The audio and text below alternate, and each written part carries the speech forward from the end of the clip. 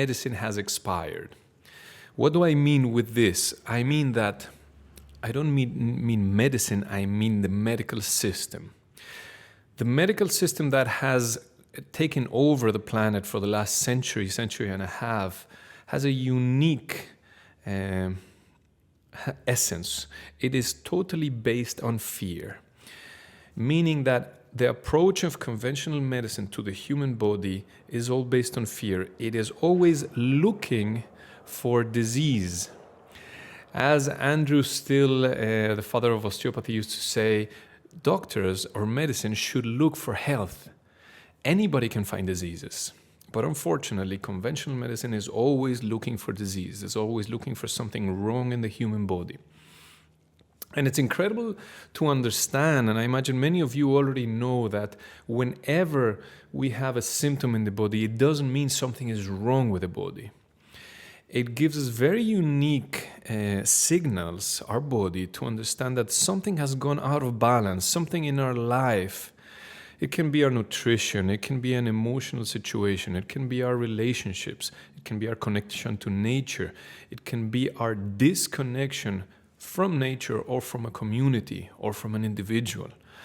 It can be intoxication. It can be many different situations that our body speaks to us and gives us very clear signals that something is out of balance. It doesn't mean there's mistakes in our body. It doesn't mean my body wants to harm me, even if the body is growing tumors. This common misconception that when the body grows tumors means there's something bad that's going to eat me up and kill me.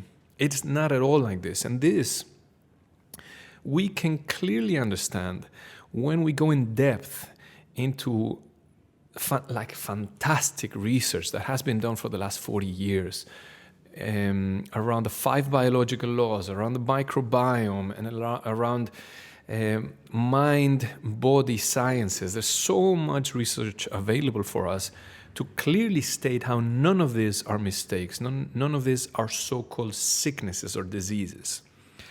Now, if I could look at conventional medicine today, we tend to see a big fight and a need to either choose for conventional medicine or an alternative approach. And this struggle, this division has created a lot of problems. It used to create a lot of problems in my medical practice many years ago. But in the last, let's say, 7-8 years, I have found a way to find a bridge between these two worlds. I used to be fighting a lot medicine, medication, surgery, all of that. But if it wasn't for medicine, I would not be alive here today. I would have died at 14 years old from appendicitis. So in a way, conventional medicine saved my life. Nevertheless, the way the system works today is completely out of hand, it's become not so much beneficial anymore. It's, as a matter of fact, causing more harm in general than support. Now, if I could save a few pieces of conventional medicine, I would say that we really need 4 areas of conventional allopathic medicine. One is emergency medicine. We need the emergency system in hospitals, okay, for any of us. We might need it any day. So this is super helpful, super valuable for all of us. Everything that has evolved in the field of surgery is very useful and very supportive. But I use surgery and I send my patients for surgery only as a last resource, or in certain situations also as reconstructive surgery. This is very valuable. I would not touch it. It's fantastic we have this today. Another area which is very beneficial for humanity, of course, if it has a conscious approach, is OBGYN, obstetrics and gynecology. More obstetrics. If we have a conscious, loving, humanitarian approach to birth through obstetrics, it is amazing the support it can give. And last is palliative care, because in some extreme situations we need medical support to make unique health conditions more bearable and to get support there. So that's an area that I would also keep. These are the 4 areas I would keep of conventional medicine. Everything else that is based on dealing mostly with chronic diseases, autoimmune diseases, and degenerative diseases, which is the bigger chunk of what conventional medicine deals with today, this is obsolete. This has expired. The approach of treating hypertension, diabetes, cancer, autoimmune diseases, etc., with medications, basically what's happening there, medicine is just treating symptoms. It is not curing, it is not really healing. Now, when we see the human body as an integrative being, part of an integrative system, an ecosystem, and we address all the main pillars and areas of a human being, and we try to find harmony in them. Once we address nutrition, once we address the mind and emotions of a person, and we try to give support and find balance there, once we address the relationships of that individual, the connection to nature, the spiritual aspect of the life of that person, the community that person belongs to, and that person takes care of these areas and finds a certain harmony in these areas, that person becomes incredibly resilient and can encounter all kinds of adversities in life and still will manage through them and will maintain a healthy, harmonious physical, mental, and emotional state. Now, I'm going to share with you something very essential of what body medicine is. Body medicine is what I teach around the world, conscious medicine, which is based on the 5 biological laws, all the research that has been done on the microbiome, and it's an integration of these few valuable pieces of conventional medicine, all the alternative healing methods and alternative medical approaches, and meditation. For me, meditation is essential. Meditation is kind of the ground to connect with the body, to connect through our mental, emotional, and spiritual realms. Meditation is something that brings us to the present moment, to where our body is, to where our life is. And if the more we are connected to our body, the more present we are, the more we can be in tune with what our body is saying to us, with what our intuition is saying to us, which I know you are understanding what I'm saying to you because of everything that has been shared throughout these 3 days.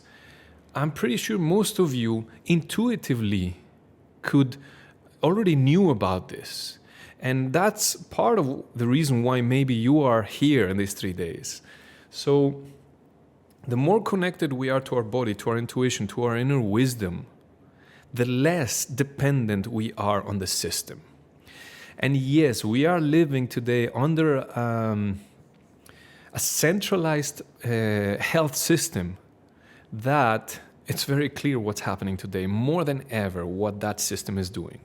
Now, what I'm going to share to you today will allow you to see how when a person takes responsibility for their life, for their health, we become almost completely independent from this system, and we become self-sufficient in our lives.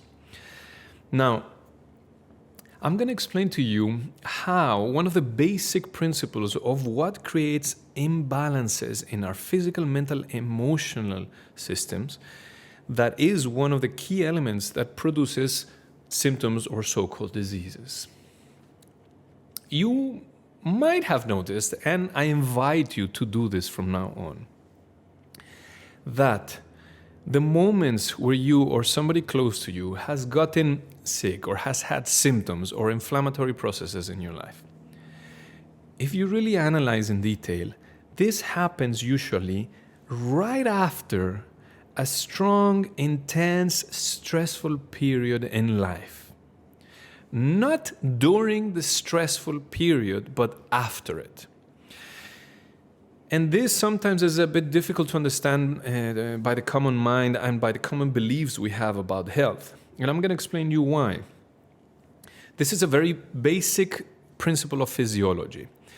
Our body, exactly as any other living being on this planet, is always wanting to survive and finding a way to survive and evolve in life, such as every other species on the planet for millions of years. Now, as long as we are in harmony with all of these elements that I mentioned previously, it's very difficult to get sick. But when is it that we get symptoms or we get so-called diseases?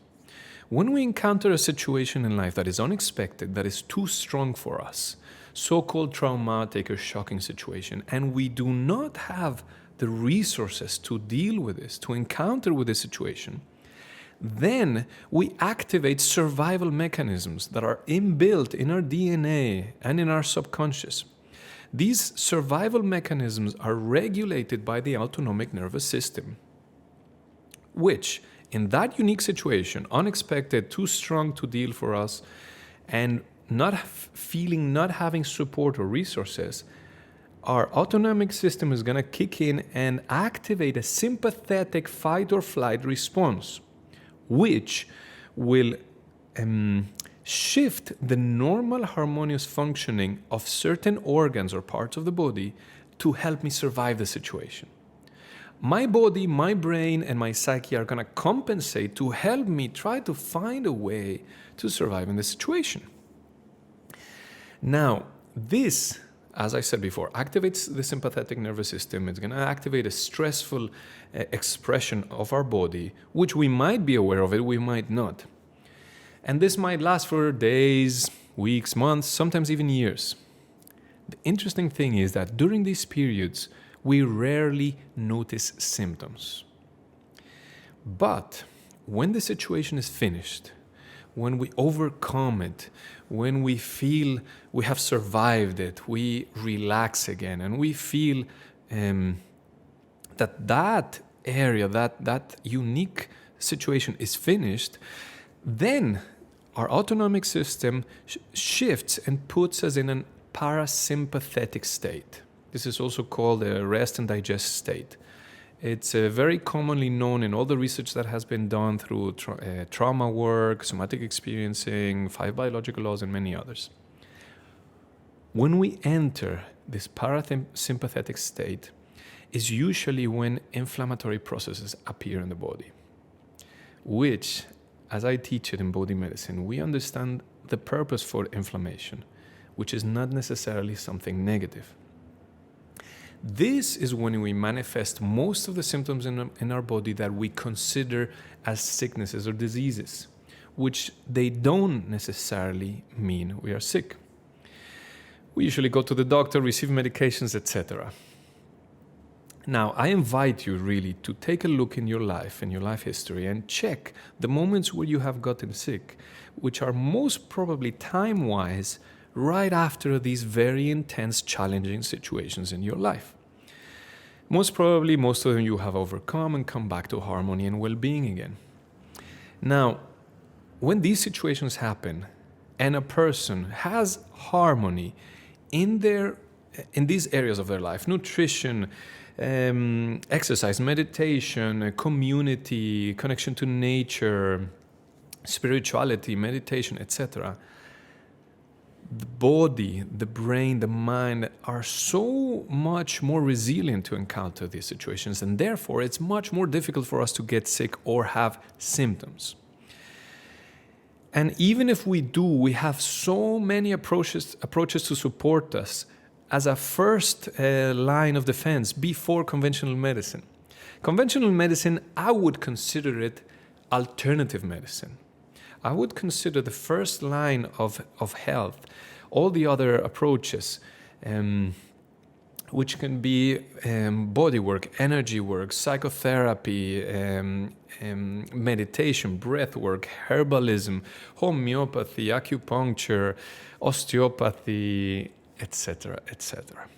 We have so many tools at our hands today, and we're so fortunate for that. I would take this as the first option for whenever there is a symptom in the body. Because when we give the support, we are actually supporting the body to come back to health by itself. Yeah? Conventional medicine is just suppressing symptoms most of the times. Now, why am I sharing this with you? Because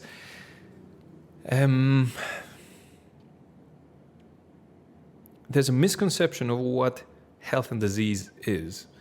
And when we learn these basic principles of the 5 biological laws and also about the microbiome, especially today, you must have heard various doctors speaking out loud that are being censored today about the microbiome, how this whole story about the virus, there's one single virus that has supposed to be isolated, and they're creating a vaccine towards, etc., etc.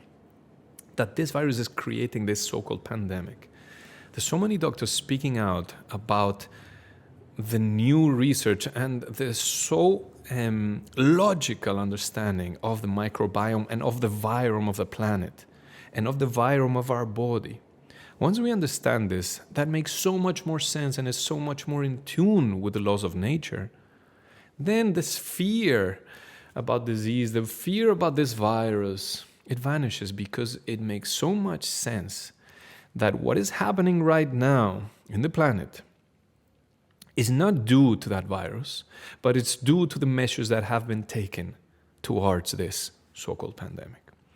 And that's why I explained to you this I explained to you the essence of the second biological law, of how, in which moments symptoms appear in the body, which are all based when we activate a shocking situation, a fearful situation in our life that puts our system out of balance.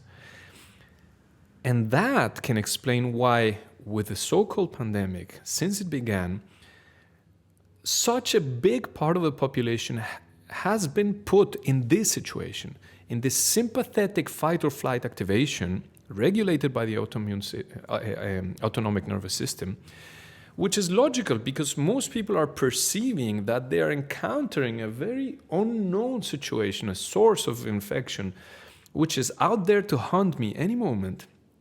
And this will automatically activate this survival mechanism in them. At the beginning, they will not manifest symptoms, but after a certain point, their system cannot handle it anymore, and it will end up collapsing, manifesting all kinds of symptoms. And that's why it's so interesting that so-called COVID, or the symptoms of this virus, are so unspecific, because people manifest symptoms in all kinds of places of the body according of their perception of this threatening, life-threatening situation. I hope I'm being clear with what I'm sharing. I'm trying to put it all together. Something I share in my courses, in my body medicine courses, which I'm sharing online in English, in Spanish. I have translation to Portuguese, to Turkish. And why I feel it's important to know this, because we can shift our attention from a certain virus, who knows if that specific virus exists, that the virus will create a disease in me. We can understand how these viruses are part of our body, part of nature, have always been, and shift our attention to understand how these imbalances, or if we want to call them diseases, start from the inside. Start from these unique moments that are super challenging for my system, and then I need to compensate, eventually manifesting symptoms. The more grounded I am in this understanding, the more grounded I am in my resources, in my foundations of nutrition, of emotional work, of meditation, being part of a conscious community, being connected with nature, having healthy habits in my daily life, the more solid and harmonious my whole system is. So even if I encounter these shocking situations, which we all encounter in life, I am much more resistant and resilient. So if we bring attention to these areas of our life, if we attend them, if we consciously try to find harmony in them, that for me is the best recipe to keep the doctor away. And I lovingly invite all of you, whenever you have a chance, to learn more about this, to learn more about the 5 biological laws, about the microbiome, about body medicine, about anything that you feel will support you in your life to feel harmony, to feel connectedness. Connection is so essential today. To connect with individuals and communities that are in search for truth, for well-being, not that are afraid and following this fearful, unconscious pandemic, but people who are consciously searching for well-being, for relaxation, for real connection, because this automatically strengthens everything in our system. Not only the immune system, it strengthens everything, our nervous system, our circulatory system, our emotional system. And being part of a community such as this one is a gift today. So I thank you very much for listening, also for this that I had to share with you. And I hope to meet you soon somewhere.